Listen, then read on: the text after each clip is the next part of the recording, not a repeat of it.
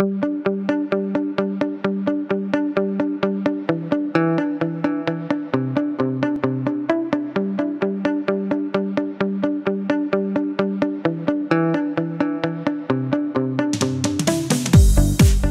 10e journée des utilisateurs du SICTIAM s'est déroulée le jeudi 1er octobre 2015 aux espaces Antipolis. Cette journée, dédiée au numérique et mise au service du développement économique et de la compétitivité des territoires, comprenait une exposition ainsi que des ateliers.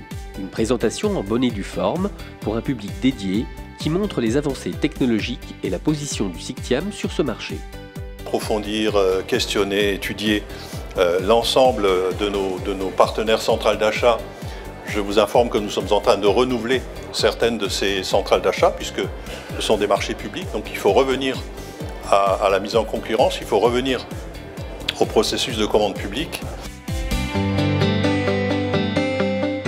Deux ateliers ont mis en valeur le schéma d'aménagement et des usages qui sont des objectifs pour le territoire d'ici 2020.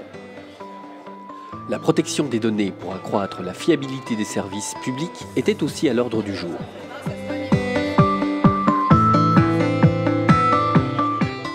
Le RGS en lui-même, c'est un guide édité par la NSSI, l'Agence nationale de la sécurité des services informatiques, qui est là pour donner les bonnes pratiques. Mais le terme RGS est utilisé à d'autres usages.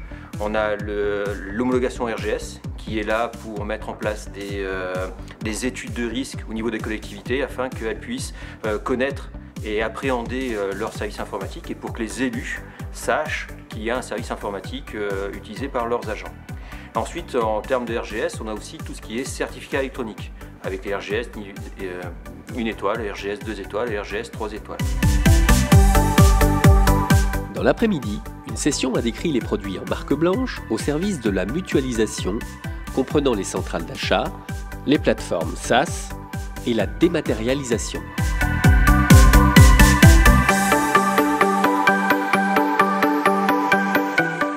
La marque blanche repose en fait sur le principe de mise à disposition de logiciels ou de produits sans citer la marque ni l'origine en fait de l'information transmise.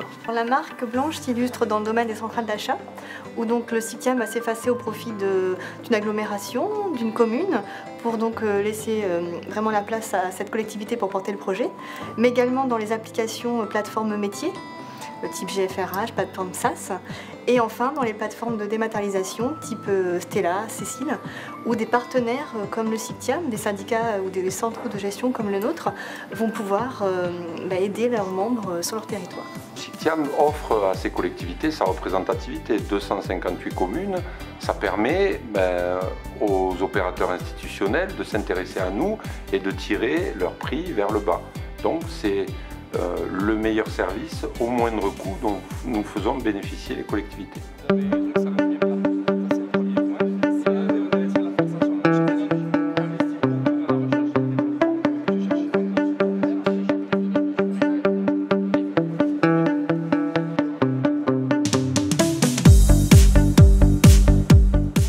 Bonjour, je m'appelle Jean-Louis Ercolani et je suis le président de Marche. Donc Marche, c'est un éditeur de solutions de dématérialisation. Bonjour, on représente la société SFR SFD, donc avec monsieur Laurent Chianelli. On s'occupe de la téléphonie fixe, mobile et data pour le SICTIAM. Je m'appelle Stéphane Lessin, je m'occupe du service application métier au sein du SICTIAM. Aujourd'hui, entre structures de mutualisation existantes sur le territoire français, le SICTIAM est la plus importante structure de mutualisation, le syndicat mixte le plus important.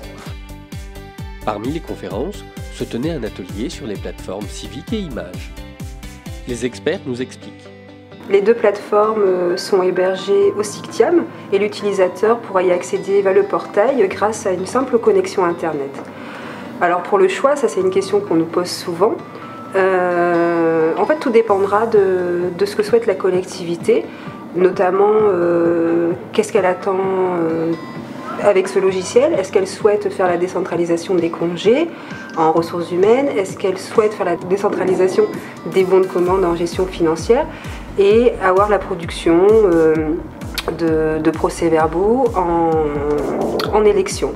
Ainsi, une bonne analyse de l'existant, de la collectivité avec l'aide du CICTIAM sera primordiale pour le choix de cette plateforme. Le premier avantage qu'on peut y trouver, c'est que les utilisateurs ont un identifiant unique ainsi qu'un mot de passe unique. Elles se connectent directement via un accès plateforme portail et peuvent avoir une connexion directe sur toutes les applications métiers qu'elles utilisent.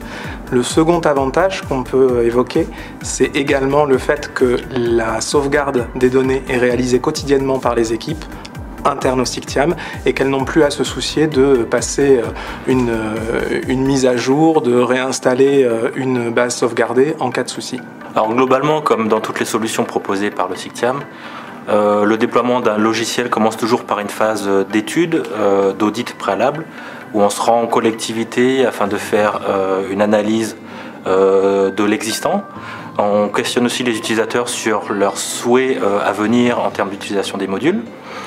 On aborde également au cours de cette réunion tout ce qui est planning de mise en place du logiciel. Donc à l'issue de cette formation, on est en mesure de proposer à la collectivité un plan de service qui va chiffrer en fait toutes les prestations de démarrage, la maintenance annuelle, etc. Suite à l'accord de la collectivité sur ce plan de service, on démarre le projet par une phase de reprise de données, s'il y a migration de l'ancien logiciel vers le nouveau logiciel. Ensuite, on passe par les phases de formation et de paramétrage. Et enfin, on a de l'assistance au démarrage, une fois qu'on est en production. Et ensuite, on rentre dans un cycle d'assistance classique.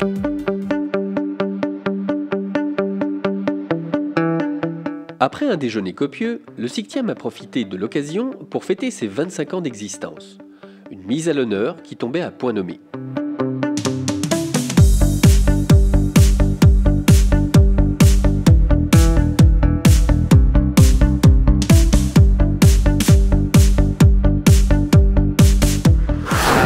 À jour tout ce qui est système d'exploitation, tous les produits, de sensibiliser les utilisateurs pour les usages qu'ils font des systèmes informatiques, les antivirus aussi, et tout ce qui est mise à jour des systèmes de protection, les applicatifs aussi, ouais, c'est vrai. Mais le plus important, c'est la sensibilisation de l'utilisateur et la responsabilisation de l'utilisateur.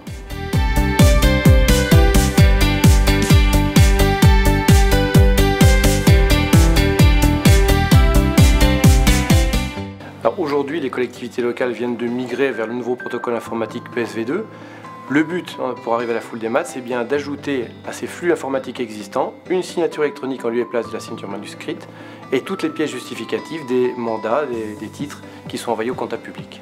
Alors l'objectif de la full démat, bien sûr, c'est de gagner en temps et en argent, puisqu'en fait on va automatiser l'ensemble des tâches, puisqu'aujourd'hui, dès l'instant où vous produisez un flux PES et dans l'offre d'automatisme qu'on va vous proposer, le flux sera automatiquement donc généré et envoyé à la signature, donc il sera averti, l'élu sera averti, pourra automatiquement signer dans l'heure en fait.